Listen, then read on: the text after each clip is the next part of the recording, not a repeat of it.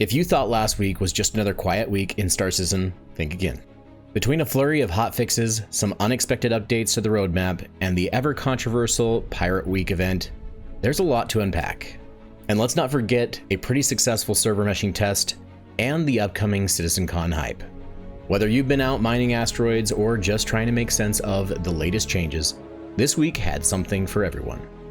Today we're going to break down everything from last week's hotfixes that tackled some frustrating bugs to the latest roadmap changes that have us looking forward to some exciting new features. We'll also take a look at the ongoing Pirate Week event. Spoiler alert, it's yet another website sales pitch. And take a look at what's coming to CitizenCon that's just right around the corner. Finally, we'll also dive into the amazing news of the server meshing test from last week. There's a lot to cover, so grab a cup of coffee and let's get into it. Welcome back to Last Week in the Verse. Tuesday's patch aimed to address some pesky issues that have been frustrating players for a while now. One of the more notable fixes involved the freight elevators at Baijini Point. Apparently 32 SCU crates decided that they didn't have to obey the laws of physics and started clipping through the elevator. Well, apparently that's now been resolved, so hopefully there will be no more ghost cargo haunting your hangar. Party gameplay also got some much needed love. These have been having issues and were refusing to show up for other party members and have supposedly been fixed. Now this should make coordinating with your friends a lot easier, instead of the old guessing game of where are you now? But there's also some news on possible changes to that could fix the issues with entity tracking, such as party markers, which we'll get into when we discuss other updates. They also resolved an issue with the Argo Atlas, where the crosshair would freeze and stop updating its position. If you've ever tried to use a frozen crosshair in combat, you know it's not exactly helpful. Thankfully, that's now been fixed, along with an issue where the restricted area warning would randomly show up for the Atlas, making it feel like you're being scolded for no reason. Now for those of you running 4K resolutions, the Freight Manager kiosk have been resized. Icons were previously scaling so large they took over the screen like a bad sci-fi movie.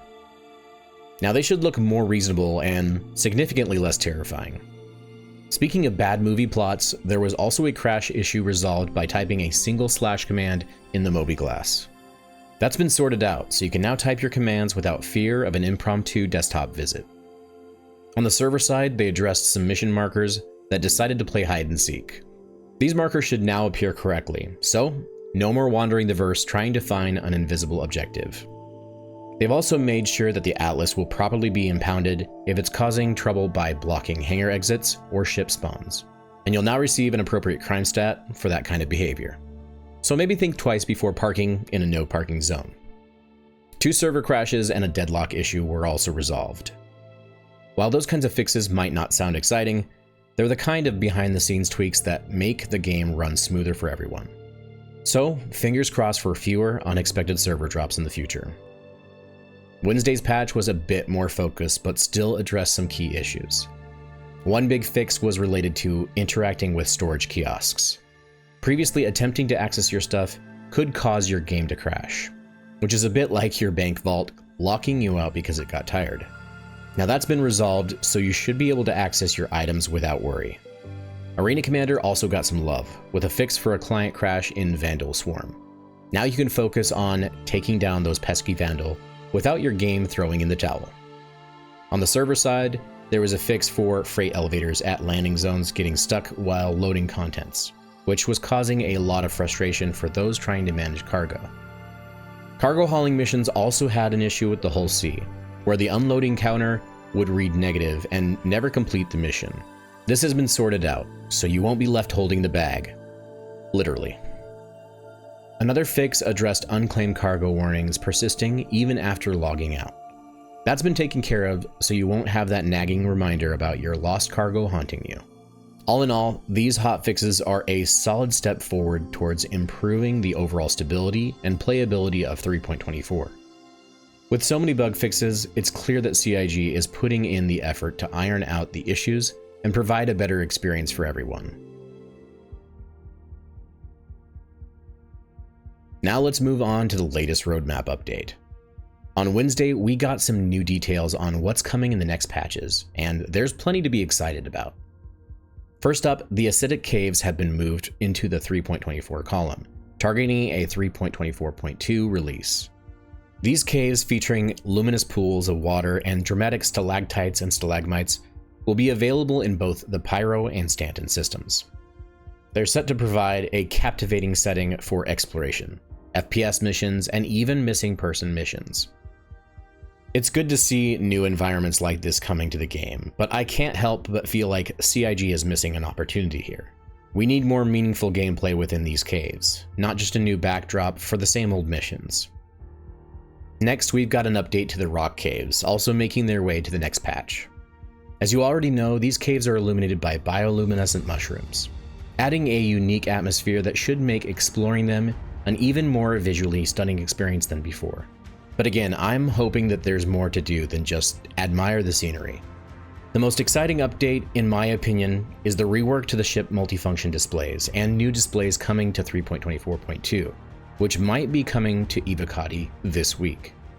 They're rebuilding the MFDs in building blocks, which means new design, functionality, and customization options. Not to mention, the new ship MFDs are getting a manufacturer-based visual overhaul, with the Anvil, Argo, Drake, Aegis, and a generic design being added first. This is huge because they're moving away from the outdated Adobe Flash technology, which should improve performance and reduce the chance of display-related bugs. It also looks a whole lot better and should give us more options for managing our ship's systems efficiently. The standout for me was the new power management screen that simplifies power allocation significantly.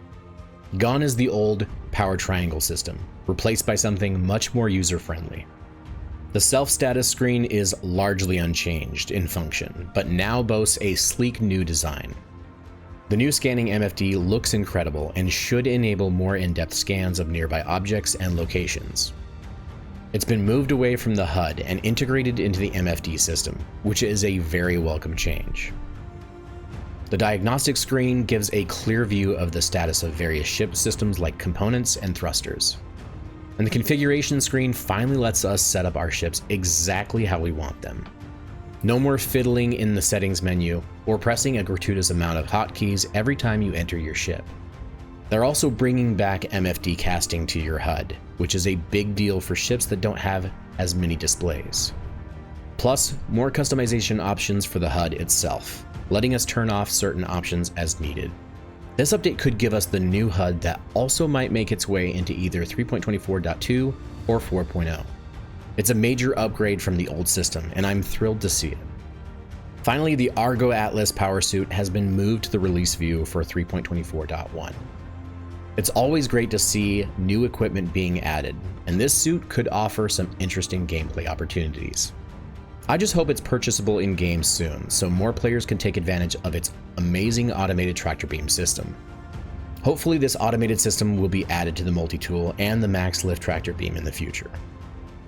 The biggest takeaway from this roadmap is definitely the MFD rework, which was showcased in ISC 2 weeks ago. This major UI overhaul is something the community has been asking for, and it's exciting to finally see it coming to fruition. But what Inside Star Citizen showed us on Thursday was easily one of the biggest updates we have had in a long time that will drastically change the game for the better. Now, if you enjoy weekly updates like this and want to stay updated on Star Citizen developments, don't forget to subscribe. I'll keep bringing you the latest insights and updates on everything happening in the verse. But let's move on to one of the biggest pieces of news that will change multi-crew and combat gameplay. This week's Inside Star Citizen focused on the upcoming engineering gameplay loop, set to debut in Alpha 4.0. This system is built on the resource networking technology that's been in development for quite some time, and it's poised to revolutionize how we manage multi-crew ships. One of the most exciting additions is the introduction of armor mechanics and damage penetration. The new armor system was an unexpected but very welcome surprise. It's a simple implementation for now, but it has huge potential for the future and is something that we've needed for a very long time. With armor, players will now have to consider how well protected their ships are, as different weapons will have varying effects based on penetration and the type of armor used. This means that battles could become more strategic, and choosing the right tools for the job will be crucial. It's an exciting step forward, and once the Maelstrom system is implemented, This will likely evolve into something even more complex and engaging. Gone will be the days of being able to solo a massive ship with no crew. The resource network will allow all components of a ship to communicate with each other, creating a more dynamic and interconnected system. This includes managing power, fuel, and life support more effectively. You'll have to think carefully about how you distribute your ship's resources, especially in high-stress situations like combat or exploration in hazardous environments. The new system will also require players to actively manage and repair their ship's components. Damage will now impact specific parts of the ship, which means that simply losing hull or armor health won't be the only concern. You'll need to keep an eye on power plants, shields, radar, and even components like relays and life support systems. Misfires and failures will add a layer of complexity, making the role of an engineer on multi-crew ships more critical than ever. But it also means that your ship will no longer blow up when your hull health goes to 0. Instead, your ship will only blow up when your power plant goes critical. But don't worry, the power plant will have an alarm and a countdown letting you know how long you have until you need to abandon ship. Now, one of the standout features discussed was the engineering interface itself. The 3D view of the ship and its components, complete with real-time status updates, will be a game changer. And let me just say that the design of the UI is even better than before and quite incredible.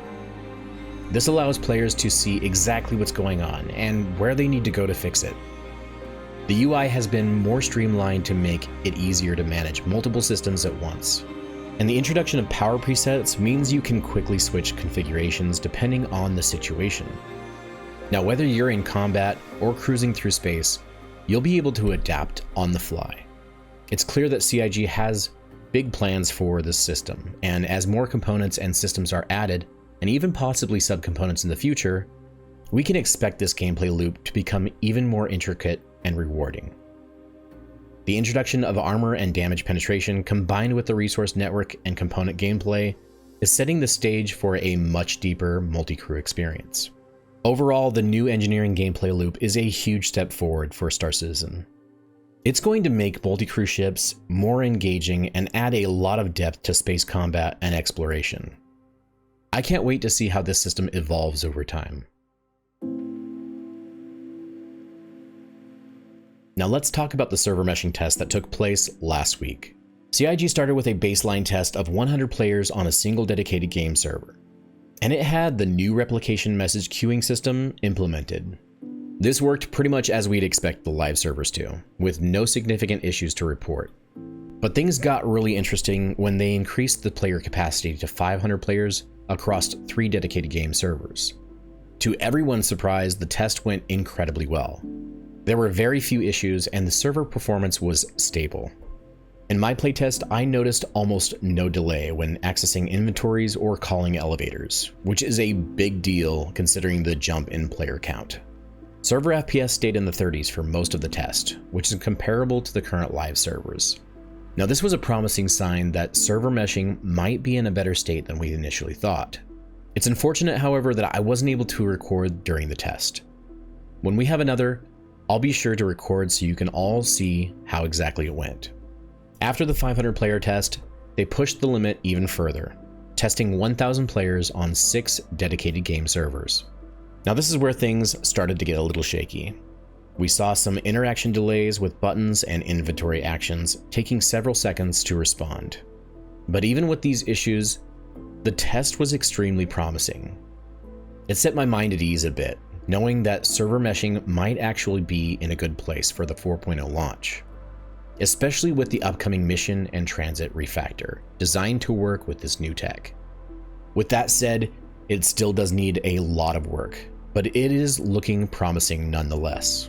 What's exciting is that the 500 player test was so successful that it could become their fallback configuration for 4.0. Imagine starting 4.0 with 500 players per shard. That would be a fantastic start to the next evolution of the game. And as for the future, with dynamic server meshing, who knows? Could we see 10,000 players in the same shard? That would turn Star Citizen into a true MMO and completely change the way we experience the verse. Now let's talk about the elephant in the room. The Pirate Week event that kicked off last week. Honestly, I'm a bit disappointed. Once again, it's another website event that has nothing to do with actual in-game content, and everything to do with driving sales. We've seen this before, a flashy theme on the website, some discounted ships, and a leaderboard for who's spending the most money. I get it, raising funds is important for the project's development, but at this point, it's getting a little ridiculous. The special pirate cargo containers, for example, are a particular issue. These pirate-themed cargo containers are only available in the $600 pack, which has many players frustrated. I honestly feel that these cargo containers should be a cosmetic skin that can be applied, because they're likely an actual item and not just a cosmetic that can be applied. And they should be able to be purchased as a separate pack and not in some exorbitantly expensive pack. But I also think that they could do more with this. Why not have in-game rewards for events like this? Give us a reason to log in and participate beyond just buying more ships. Earnable skins, exclusive items, and even additional in-game credits would make these events so much more engaging. It would tie the community together and give us something to look forward to beyond checking the website for the latest sale. It's time for CIG to shift their focus from these sale events and start giving us in-game events that actually reward player engagement. I understand that they still have to sell ships, and they still can, but they need in-game events to have in-game rewards that we can go out and earn. Now, on a more positive note, we might be getting the schedule for CitizenCon this week, which should provide some hints about what to expect from the event. If you missed my predictions video, you can check it out here or in the description below. I've got a few ideas on what we might see, but I'll save the further speculation for later. There's also been some talk about improving marker systems for 4.0. This means moving entity tracking off of the game servers to its own service, which should help with the notorious mission and party marker issues. Benoit also mentioned that ships need to be more durable in collisions and explosions so players can repair them and get back into the action. This would make insurance claim timers less crucial. I'd personally like to see insurance costs and timers adjusted, or even the introduction of insurance premiums and deductibles. Now, this would add depth to ship ownership, especially with engineering gameplay becoming more prominent. And finally, for those of you eagerly awaiting Squadron 42, it's good to know that the soundtrack is now being recorded. Now, this is often one of the last steps in game development, as the music needs to match the final cut of the gameplay and cinematics. As a hobbyist composer myself, I can tell you that this is a crucial phase for capturing the right mood and tone. So while we don't have a release date yet, this is a positive sign that we are nearing the finish line. Hopefully we'll get some concrete news at CitizenCon. So there you have it, a busy week full of bug fixes, roadmap updates, and some features on the horizon, such as the Zeus Mark II and the new MFDs and displays. 3.24 is continuing full steam to becoming probably one of the most polished patches that we've seen, with a clear focus on resolving long-standing issues. But let's not get too caught up in the website events drama. What we really need are more in-game activities that bring us together and reward our time in the verse. So, CIG, please take notes. What do you think about the recent fixes and updates? Are you excited for the new MFDs, or are you more interested in what's coming at CitizenCon? Let me know in the comments below. And if you want to support the channel, consider becoming a member. Members get access to exclusive Discord channels, early access to videos, and recognition in all of my videos. Plus, it helps me keep bringing you these updates week after week. If you're interested in supporting, you can either join on YouTube or on Patreon. And if you want to hear how I believe CIG can make repairing, rearming, and refueling amazing, you should check out this video. Fly safe, pilots, and we'll see you in the verse. Havoc out.